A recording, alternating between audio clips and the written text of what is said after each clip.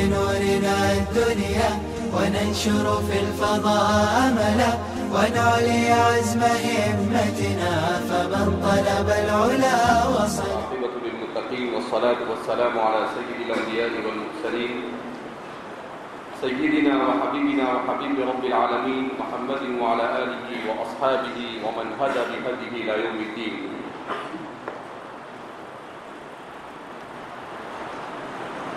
إلا أن قصور بضاعتي يثبطني عن الإقدام ويمنعني عن الانتصاب في هذا المقام حتى سنح لي بعد الاستخارة ما سمم به عزمي على الشروع فيما أردته والإتيان بما قصدته ناويا أن أسميه بعد أن أتممه بأنوار التنزيل وأسرار التأويل.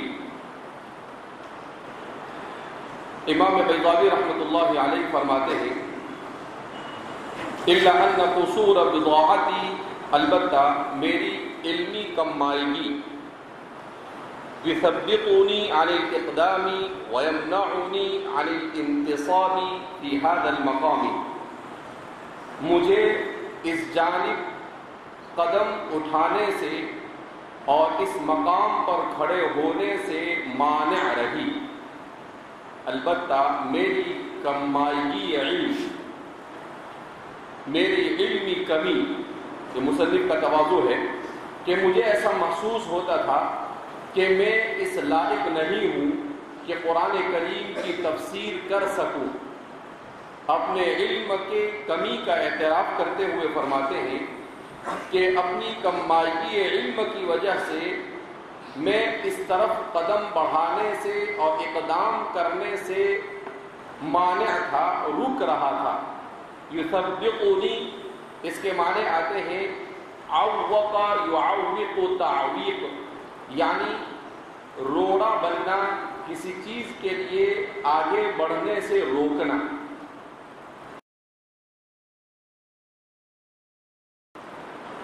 اسی چیز کو مترادف کے طور پر آگے بیان کرتے ہیں وَيَمْنَعُنِي عَنِ الْإِنْتِصَابِ فِي هَذَا الْمَقَامِ، اور علم تفسیر کے اس عظیم منصب پر اور مقام پر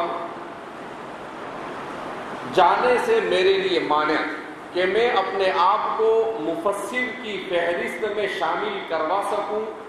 کہا کہ میں اپنی کم علمی کی وجہ سے اس کی ہمت نہیں کر رہا تھا. حتی صنح لی بعد الاستخارة ما صمم به عزمی على الشروع فيما اردته والاتيان بما قصدته، یہاں تک کہ استخارے اور عزم مصمم کے بعد میں نے جس چیز کا ارادہ کیا تھا اسے شروع کرنے کی ہمت کر لی. حتی صنع لی، یہاں تک کہ مجھے فرصت ملی.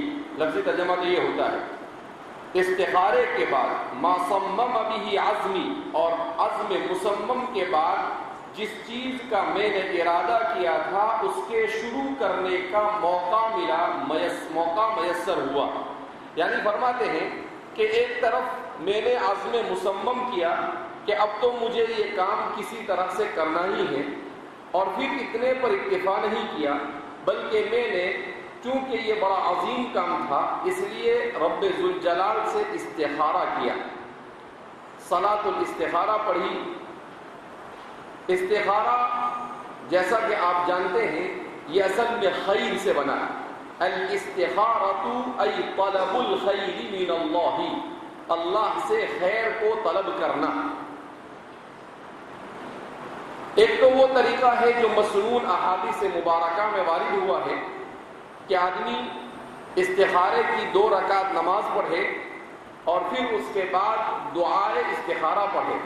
اللہم انی استخیرک بعلمک وقدرتک، پوری دعا احادیث میں وارد ہے.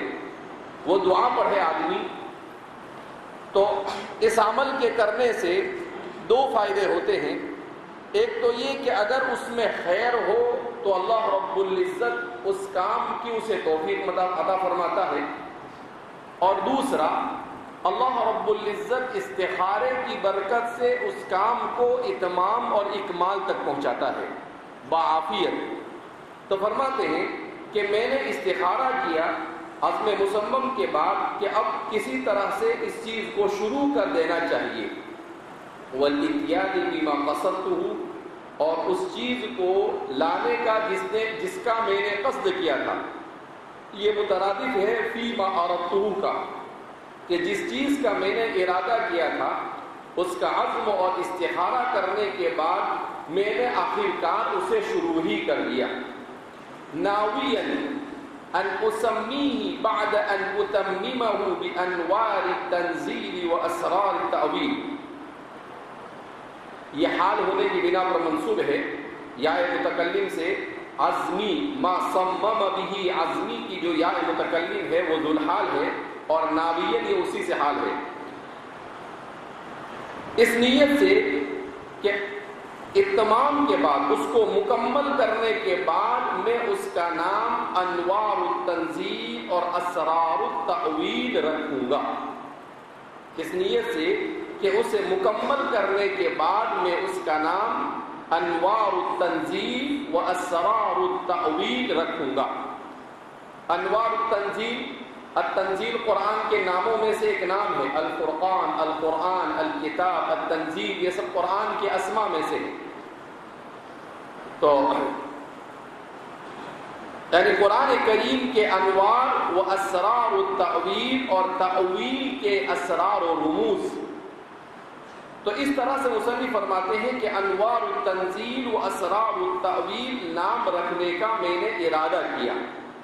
فَهَا أَنَا الْآنَ أَشْرَعُ، تو اب میں اسے شروع کرنے جا رہا ہوں، اب میں اسے شروع کرنے جا رہا ہوں، یعنی جس کتاب اور جس تفسیر کو لکھنے کا میں نے قصد کیا تھا اب میں اسے شروع کر رہا ہوں۔ وَبِحُسْنِ تَوْفِيقِهِ أَقُولُ، اور اللہ ہی کی حسن توفیق سے میں کہتا ہوں، وَهُوَ الْمُوَفِّقُ لِكُلِّ خَيْرٍ، اور وہی ہر خیر کی توفیق دینے والا، وَالْمُعْطِي لِكُلِّ سُؤَالٍ بِكُلِّ سُؤَالٍ، دونوں طریقے سے آیا ہے، اور ہر سوال اور ہر حاجت کو پورا کرنے والا، کہ اللہ سے دعا کیا میں نے اور وہی انسان کی ضرورتوں اور حاجتوں کو پورا کرنے والا ہے، وہی توفیق کا دینے والا ہے۔ تو اللہ کا نام لے کر گویا کہ میں اب اپنی اس کتاب کو کیا کرنے جا رہا ہوں، شروع کرنے جا رہا ہوں۔ سورۃ فاتحۃ الکتاب، یہ مصنف نے مقدمہ ذکر کیا، جس مقدمے میں قرآن کریم کی تفسیر کے بہت سارے چیزوں کی طرف اشارہ کیا، متقدمین کی خدمات کو سراہا، اور اخیر میں اس بات کو بیان کیا کہ انہوں نے اس کتاب کو لکھنے کا ارادہ کیوں کیا، وجہ تصنیف اور تالیف کو بیان کیا۔ تو آپ نے یہی کہا کہ متقدمین سے علم تفسیر کے باب میں بہت کچھ پڑھ رکھا تھا، سن رکھا تھا، اور خود اپنے علم کی بنیاد پر بہت سارے اسرار و رموز اور بہت سارے نکات میرے ذہن میں گردش کر رہے تھے۔ میں نے سوچا کہ میں ان چیزوں کو ایک جگہ پر جمع کر دوں اور ایک کتاب اس باب میں لکھوں، اس لیے میں نے اس کتاب کو کیا کیا ہے، لکھنا شروع کیا ہے۔ سورۃ فاتحۃ الکتاب، سورہ فاتحۃ الکتاب۔ اب یہاں سے مصنف سورہ فاتحہ کی تفسیر کا آغاز کر رہے ہیں۔ ہمارے مصنف کا طریقہ یہ ہے کہ کسی بھی سورت کو شروع کرنے سے پہلے عام طور پر اس سورت کے اسماء اگر ایک نام ہے تو اسے بیان کرتے ہیں، یا اگر ایک سے زائد نام ہے تو اسے بیان کرتے ہیں۔ دوسرے نمبر پر اس سورت کے خلاصے کو اور اس کے مضامین کی طرف اشارہ کرتے ہیں کہ اس سورت کا خلاصہ کیا ہے اور اس سورت میں کن کن مضامین سے بحث کی جائے گی۔ مصنف نے اور تیسرے نمبر پر سورت کے فضائل کو بیان کرتے ہیں کہ اس سورت کے فضائل احادیث مبارکہ میں کیا کیا وارد ہوئے ہیں، اور پھر اس کے بعد اس سورت سے متعلق مزید اگر کوئی چیز بیان کرنے جیسی ہے تو اسے بیان کرتے ہیں، اور اس کے بعد اس کے ایک ایک سورت کے ایک ایک کلمے کے معنی لغوی، تحقیق لغوی، تحقیق نحوی، تحقیق صرفی کو بیان کرتے ہیں، جس میں بہت سارے لطائف اور نکات کو ذکر کرتے چلے جاتے ہیں۔ مصنف آغاز کتاب میں بڑی تفصیل کے ساتھ تفسیر کرتے ہیں، مگر جیسے جیسے آگے بڑھتے چلے جاتے ہیں تفسیر میں اختصار آتا چلا جاتا ہے، اس لیے کہ بہت ساری چیزیں جو پیچھے گزر جاتی ہے اس پر مصنف مکرر کلام نہیں کرتے، بلکہ اس ایسے کلمات اور ایسی آیتوں سے جن پر تفصیل سے کلام پیچھے گزر چکا ہو اس سے مصنف خاموشی کے ساتھ گزر جاتے ہیں۔ اس لیے شروع میں بہت تفصیل ہے کتاب کے، اور پھر آگے بڑھتے ہی اخیر میں جا کر کتاب میں بہت اختصار ہے، بالکل جلالین کی طرح تھوڑا سا بول کر کیا ہو جاتے ہیں، آگے بڑھ جاتے ہیں۔ تو اس سورت کو شروع کر رہے ہیں سورہ فاتحہ کو۔ مصنف نے سورہ فاتحہ سے اس لیے شروع کیا کہ قرآن کریم کی ترتیب کے اعتبار سے سب سے پہلی سورت سورہ فاتحہ۔ قرآن کریم کے سلسلے میں آپ جانتے ہیں کہ ایک ہے اس کی ترتیب نزولی اور دوسری ہے اس کی ترتیب مصحفی۔ اس کی ترتیب نزولی یہ الگ ہے اور اس کی ترتیب مصحفی یہ الگ ہے۔ ایسا نہیں ہوا کہ قرآن کریم جس طرح سے نازل ہوا بالکل اسی طریقے سے اسی ترتیب کے ساتھ اسے بین الدفتین جمع کر دیا گیا ہو، بلکہ اس کے نازل ہونے کے بعد من جانب اللہ جب بھی کوئی آیت یا کوئی سورت نازل ہوتی تھی، حضرت جبریل علیہ السلام نبی کریم صلی اللہ علیہ وسلم کو یہ کہہ دیتے تھے کہ اس آیت کو فلاں آیت کے بعد اور فلاں آیت سے پہلے رکھو، فلاں سورت میں رکھو۔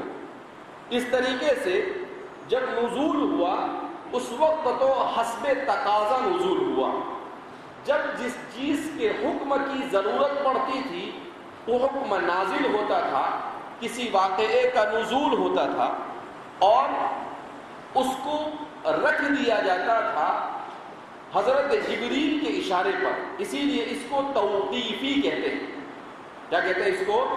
توقیفی، یعنی اس کی ترتیب قرآن کی آیات کی ترتیب کے توقیفی ہونے میں اتفاق ہے، اور قرآن کی سورتوں کے توقیفی ہونے پر بھی تقریباً اتفاق ہے کہ اس کی آیتوں کی ترتیب یہ بھی موفق من اللہ ہے اور اس کی سورتوں کی ترتیب بھی یہ بھی موفق من اللہ ہے۔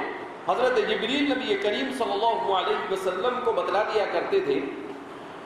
تو نزول کے اعتبار سے تو آپ جیسا کہ جانتے ہیں کہ پہلے سورہ علق کی آیتیں نازل ہوئی، 5 آیتیں نازل ہوئی، اس کے بعد 29ویں پارے کی کچھ صورتیں ہیں وہ نازل ہوئی، اور سورہ فاتحہ کے نزول کے سلسلے میں 2 باتیں بیان کی جاتی ہیں۔ سورہ فاتحہ یہ کب نازل ہوئی؟ تو بعض حضرات کا کہنا ہے کہ سورہ فاتحہ ایک مرتبہ اس وقت نازل ہوئی جب نماز کو فرض کیا گیا، فرضیت صلاۃ کے وقت نازل ہوئی، اور نماز کی فرضیت یہ معراج کے بعد ہوئی ہے۔ معراج کے وقت ہوئی، یعنی معراج کے بعد فرض نمازیں شروع ہوئی، جو ہجرت سے تقریباً 3 سال یا 4 سال پہلے کا واقعہ بیان کیا جاتا ہے۔ البتہ جمہور مفسرین کا کہنا یہ ہے کہ اس سے پہلے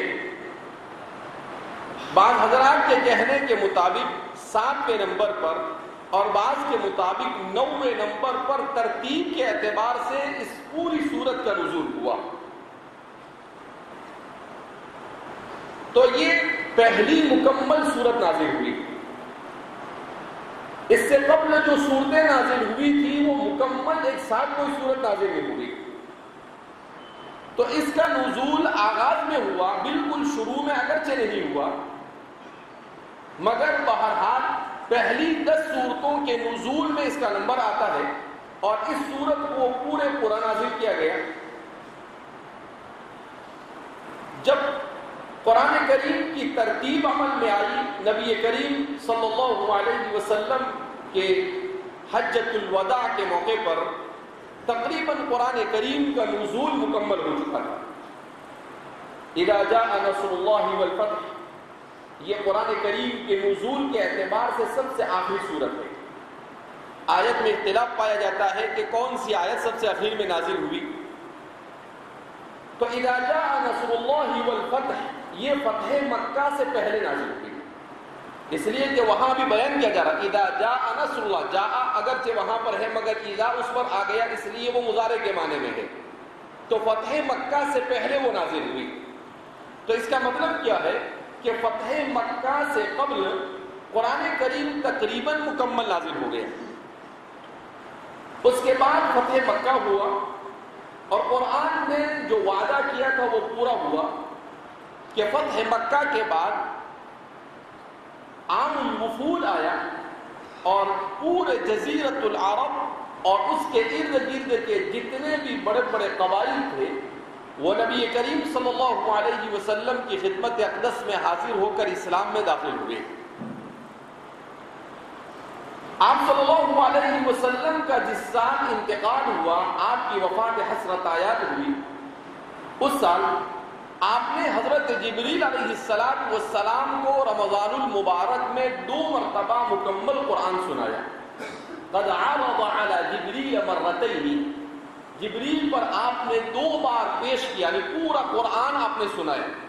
تو فرماتے ہیں کہ اس وقت اس کی ترتیب بھی مکمل ہو گئی کہ پہلے سورہ فاتحہ ہوگی، اس کے بعد سورہ بقرہ ہوگی، اس کے بعد سورہ آل عمران ہوگی، اس کے بعد سورہ نساء ہوگی، اس کے بعد سورہ مائدہ. اس طریقے سے اس کی پوری تفصیل کیا ہوگی. تو اس طرح سے آپ صلی اللہ علیہ وسلم کی حیات مبارکہ ہی میں اس کی ترتیب مکمل ہو گئی. حضرت ابو بکر صدیق رضی اللہ تعالیٰ عنہ کے زمانے میں قرآن کریم کو یکجا کیا گیا. کیا مطلب کہ آپ صلی اللہ علیہ وسلم کے دور مسعود میں وسائل کتابت کی فراوانی نہیں تھی. لکھنے پڑھنے کے لیے جو چیزیں مطلوب ہوتی ہیں اس کی فراوانی نہیں تھی. یعنی کاغذ آسانی سے نہیں ملتا تھا، قلم آسانی سے نہیں ملتے تھے.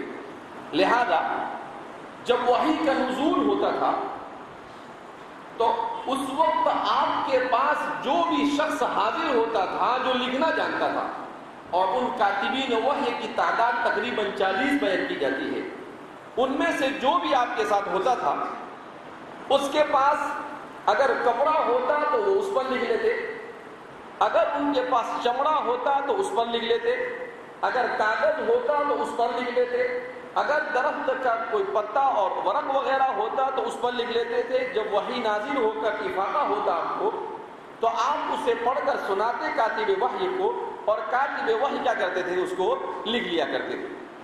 اب یہ اس طرح سے لکھا ہوا لوگوں کے پاس منتشر تھا. جو کاتب وحی ہوتا تھا وہ لکھ لیتا تھا اور لکھنے کے بعد وہ اسی کے پاس رہتا تھا، کیونکہ آپ صلی اللہ علیہ وسلم تو امی تھے، آپ پڑھنا جانتے نہیں تھے. لہذا آپ صلی اللہ علیہ وسلم کو ضرورت نہیں تھی. آپ پر وحی کا نزول بھی ہوتا تھا اور آپ کو وہ یاد بھی ہو جاتا تھا. جیسے ہی وحی کا نزول ہوتا تھا آپ کو وہ کیا ہو جاتا تھا، آپ کے قلب اطہر میں وہ محفوظ ہو جاتا تھا.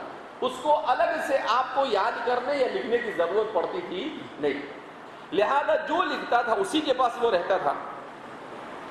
اب نبی کریم صلی اللہ علیہ وسلم کا انتقال ہوا تو آپ کے انتقال کے بعد حضرات آخری زمانے میں بیر معونہ کا واقعہ پیش آیا، جس میں ایک روایت کے مطابق 70 اور ایک روایت کے مطابق 90 قرہ صحابہ شہید ہو گئے. یعنی وہ قرہ صحابہ ان کو کہا جاتا تھا جو قرآن کریم کے مکمل حافظ ہوتے تھے. اب جب اتنی بڑی تعداد میں ان کا انتقال ہو گیا تو آپ صلی اللہ علیہ وسلم کی زندگی کے آخری ایام چل رہے تھے. آپ بیماری سے دوچار تھے، لہذا اس بنا پر صحابہ نے جرأت نہیں کی. جیسے ہی آپ کا انتقال ہوا، سیدنا حضرت عمر رضی اللہ تعالیٰ عنہ نے خلیفۃ المسلمین حضرت ابوبکر صدیق رضی اللہ تعالیٰ عنہ سے کہا کہ بھئی قرآن کریم ایک جگہ پر بین الدفتین جمع ہونا چاہیے. حضرت ابوبکر صدیق رضی اللہ تعالیٰ عنہ نے کہا کہ جو کام اللہ کے رسول صلی اللہ علیہ وسلم نے نہیں کیا وہ میں کیسے کروں، اس لیے کہ صدیق تھے بہرحال. مگر حضرت عمر یہ مصر رہے. حضرت عمر نے کہا کہ اگر اس کو ابھی نہیں جمع کر لیا جاتا ہے تو اسی طریقے سے اگر قرہ صحابہ شہید ہوتے رہیں گے اور خدا نہ خواستہ اسباب ظاہریہ کے درجے میں کبھی ایسا ہوا کہ یہ لوگ نہیں رہے تو پھر قرآن کریم کو ایک جگہ پر لکھنے کا کام کیسے ہوگا. حتی اصر عمر، حضرت عمر نے بہت اصرار کیا. جب بہت اصرار کیا تو حضرت ابوبکر نے استخارہ کیا اور آپ کو بھی شرح صدر ہوا کہ بھئی یہ کام ہونا چاہیے. فدعا زید بن ثابت، لہذا آپ نے حضرت زید بن ثابت رضی اللہ تعالیٰ عنہ کو مدعو کیا. کیوں؟ کاتبین وحی میں سب سے ممتاز اور سب سے زیادہ لکھنے والے حضرت زید بن ثابت تھے. اس کا مطلب ان کے پاس لکھے نزول کے وقت لکھا ہوا سب سے زیادہ مقدار میں قرآن ان کے پاس موجود تھا. تو حضرت زید بن ثابت سے کہا کہ بھئی دیکھو قرآن کریم مدینہ میں مختلف لوگوں کے پاس اس طریقے سے لکھا ہوا ہے، آپ اس کو ایک جگہ پر جمع کر دو. اور ان کے ساتھ اور بھی بہت سارے صحابہ کو ان کا معاون بنا دیا کہ عبداللہ بن زبیر ہے، عبداللہ بن عباس ہے. اس طرح کے بہت سارے صحابہ کو گویا کہ ایک کمیٹی آپ نے تشکیل دی اور کہا کہ آپ سب مل کر اس کام کو انجام دو. البتہ اس کو آخری شکل حضرت زید بن ثابت کو دینے کا اس کو ذمہ دار بنایا، گویا کہ آپ کو کمیٹی کا ڈائریکٹر بنایا. وہ نام وغیرہ جانتے نہیں تھے لیکن بغیر نام کے یہ نام والوں سے اچھا کام کرتے تھے. تو حضرت زید بن ثابت فرماتے ہیں کہ یہ کام میرے لیے اتنا دشوار گزار ہوا کہ میں کبھی کبھی ایسا سوچتا تھا کہ اللہ اگر ابوبکر مجھے یہ کہتے کہ پہاڑ کو اپنی جگہ سے اٹھا کر دوسری جگہ پر رکھ دو تو یہ میرے لیے آسان تھا، مگر قرآن کو اس طریقے سے جمع کرنا یہ میرے لیے بہت مشکل تھا. کیوں مشکل تھا؟ اس لیے کہ وہ مختلف لوگوں کے پاس لکھا ہوا، مختلف چیزوں پر لکھا ہوا، اور اس زمانے میں نہ اعراب لگتے تھے نہ نقطے ہوتے تھے، کچھ بھی نہیں ہوتا تھا. تو کوئی آسان کام تھا نہیں. تو وہ فرماتے ہیں لیکن چونکہ حضرت ابوبکر نے مجھے مکلف کیا اور زید بن ثابت ذہانت اور فطانت میں بے مثال تھے، لہذا حضرت زید بن ثابت نے کام شروع کیا. مگر اللہ جزائے خیر عطا فرمائے سیدنا حضرت زید بن ثابت رضی اللہ تعالیٰ عنہ کو کہ آپ کے پاس جب کوئی چیز لکھی ہوئی آتی تھی کہ یہ لکھا ہوا ہے تو آپ اس کو پڑھتے تھے. جس کے پاس سے ملتا تھا اس سے پوچھتے تھے کہ یہ آپ نے کہاں سے حاصل کیا. اگر وہ بتائے کہ فلاں سے، اس کے پاس جاتے تھے، اس سے پوچھتے تھے. وہ کہے کہ حضور کے سامنے بیٹھ کر میں نے کیا کیا اس کو لکھا ہے جب وحی نازل ہوئی، تب پھر آپ جو قراء اور حفاظ صحابہ ہوتے ان کو جمع کرتے اور کہتے کہ فلاں سورت کی فلاں فلاں آیتیں ذرا مجھے پڑھ کر سناؤ. جب ان سب کا سنتے اور دیکھتے کہ بالکل صحیح ہے تب جا کر آپ اس کو قرآن کا حصہ سمجھتے، تب جا کر کے اس کو قرآن کا حصہ. تحقیق اور ریسرچ کے تمام طریقے پھیلتے ان کے سامنے اتنی تاکید کے ساتھ. وہ فرماتے ہیں کہ بعض مرتبہ اس عمل کے لیے میرے لیے راتوں کی نیند حرام ہو جاتی اور جب تک کہ مجھے اطمینان قلبی نہ ہوتا وہاں تک کہ میں کسی ایک آیت اور کسی ایک کلمے کو لکھنے کی ضرورت اور جسارت نہیں کرتا. اس لیے کہ اللہ کی کتاب کو جمع کرنا یہ کوئی آسان کام نہیں تھا. میں کسی گناہ کو اپنے سر پر مول لینا چاہتا تھا نہیں. بہرحال بڑی مشقتوں سے حضرت زید بن ثابت نے اسے ایک جگہ پر جمع کیا. اس طرح سے جامع قرآن یہ حضرت ابو بکر صدیق رضی اللہ تعالیٰ عنہ کا حکم سے حضرت زید بن ثابت. کون ہے حضرت زید بن ثابت؟ آپ جامع قرآن ہیں مگر بن الامیر البیت کی طرح ہے کہ امیر نے گھر بنایا. ای بنی البیت بحکمہ، اس کے حکم سے بنایا گیا. چونکہ حضرت ابو بکر نے حکم دیا تھا اس لیے آپ نے یہ کام کیا. پھر حضرت زید بن ثابت کا یہ مصحف اگرچہ بڑی مشقتوں سے آپ نے یہ کام کو انجام دیا مگر قیامت تک کے امت کے لیے آپ نے آسانی پیدا کر دی. اس لیے کہ اگر آپ نے اتنی مشقتوں اور اتنی تحقیق اور اتنی محنت سے اس کام کو انجام نہ دیا ہوتا تو بعد میں آنے والوں کے لیے مصحف کو اتنی آسانی کے ساتھ جمع کرنا آسان ہوتا نہیں.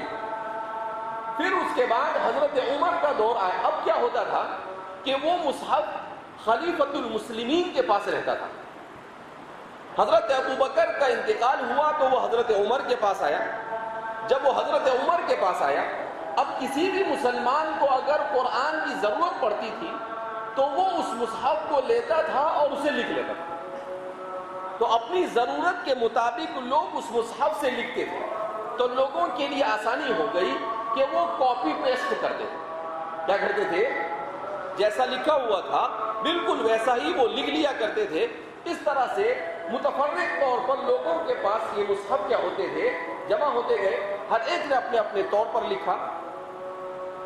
پھر حضرت عثمان بن عفان رضی اللہ تعالیٰ عنہ کا زمانہ آیا تو چونکہ حضرت عمر کے زمانے میں اسلام جزیرۃ العرب سے نکل کر جتنی بھی سپر پاور تھی اس زمانے کی وہ سب کے سب حضرت عمر رضی اللہ تعالیٰ عنہ کے قدموں میں آ کر گر چکی تھی. اس لیے کہ فارس کو بھی شکست ہو چکی تھی. سکندر اور سہراب اس زمانے کے جو بڑے بڑے پہلوان تھے حضرت ربعی بن عامر اور حضرت خالد بن ولید، حضرت اکرمہ بن ابی جہل اور جیسے بڑے بڑے پہلوانوں نے ان سب کو شکست دے دی تھی.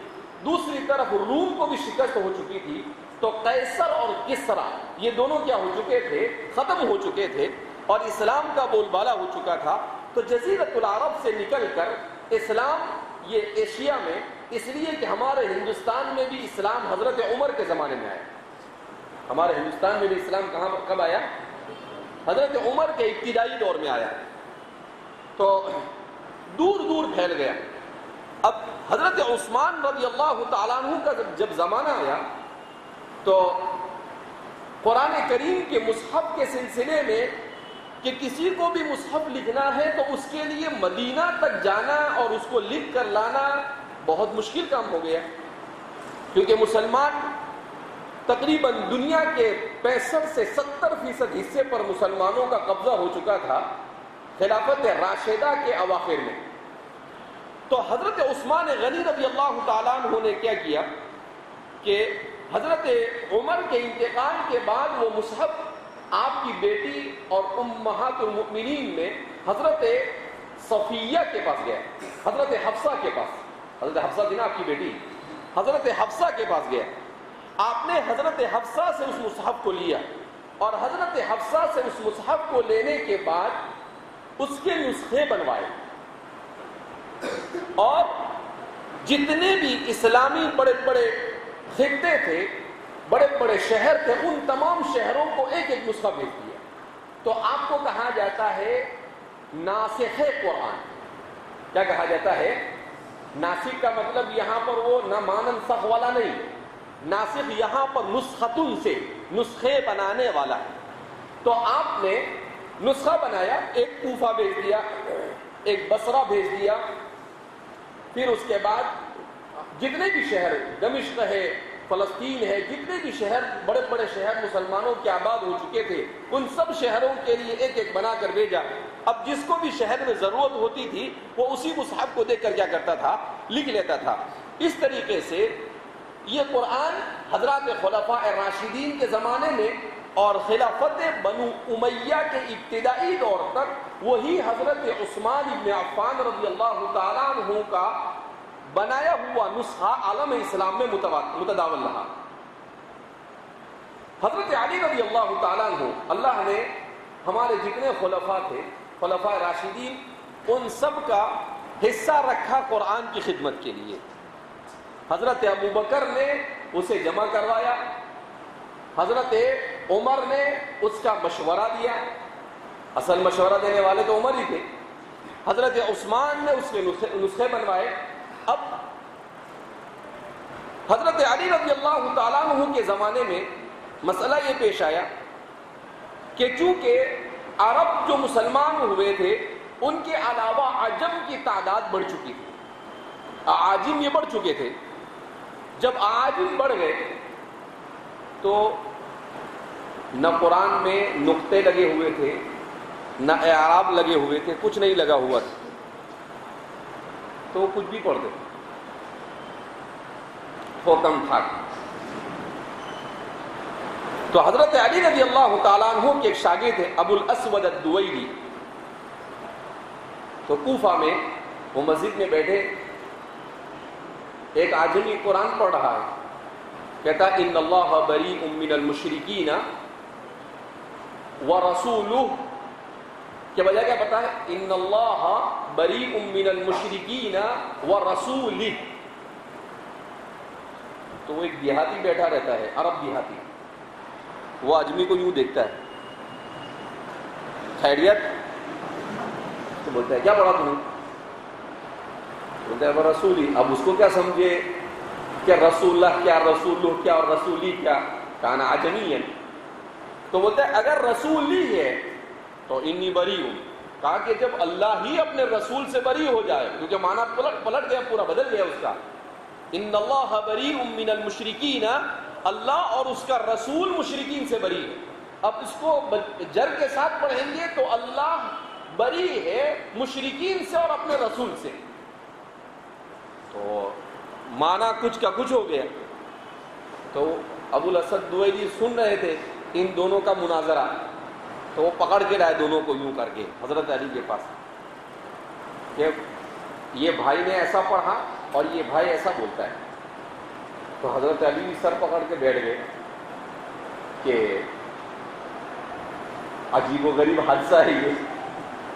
پہلے تو آپ نے وہ دیہاتی کو سمجھایا کہ لا بھیا یہ عجمی ہے، اس کو کیا معلوم، اس نے غلط پڑھا ہے، ورسول لکھ نہیں ہے، ان اللہ بریء من المشرکین ورسولہ ہے۔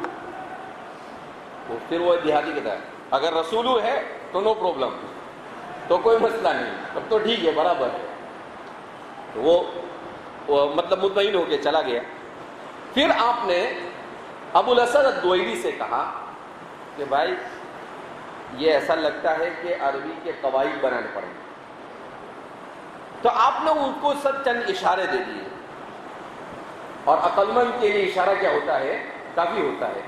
بہرحال وہ تلمیذ حضرت علی تھے، تو انہوں نے کہا کہ کل فاعل مرفوع وکل مفعول منصوب۔ اس طریقے سے آپ نے 2-3 قاعدے بنا کر دے دیے۔ ابو الاسد دویلی لے کے بیٹھ گئے اور نحو بننا کیا ہوا؟ شروع ہوا۔ اس طریقے سے قرآن کریم کے اوپر اعراب اور نقطوں کے بنانے کے لیے پہلے اس کے لیے کیا اصول چاہیے، ان اصول کو حضرت علی کے اشارے سے ابو الاسود الدویلی نے وضع کیا۔ پھر اس کے بعد مروان کے زمانے میں، اس لیے کہ حضرت علی کا شہید کر دیے گئے، اور آپ کی شہادت کے بعد حضرت حسن 5 یا 6 مہینے خلیفہ رہے، اور آپ نے حضرت امیر معاویہ کی طرف محول کر دیا، حضرت امیر معاویہ کا انتقال ہو گیا، اور پھر اس کے بعد مروان یہ خلیفہ بنا۔ تو مروان کے زمانے میں حجاج بن یوسف نے 2 باتیں بیان کی جاتی ہیں۔ ایک بات یہ بیان کی جاتی ہے کہ حجاج بن یوسف کے حکم سے ان کے زمانے میں جو ائمہ تھے، یعصم اور تغلب کے نام سے، ان لوگوں نے اعراب اور نقطے لگائے، اور بعض کا کہنا ہے کہ یہ خود ماہر تھا، اس نے خود یہ کام کیا۔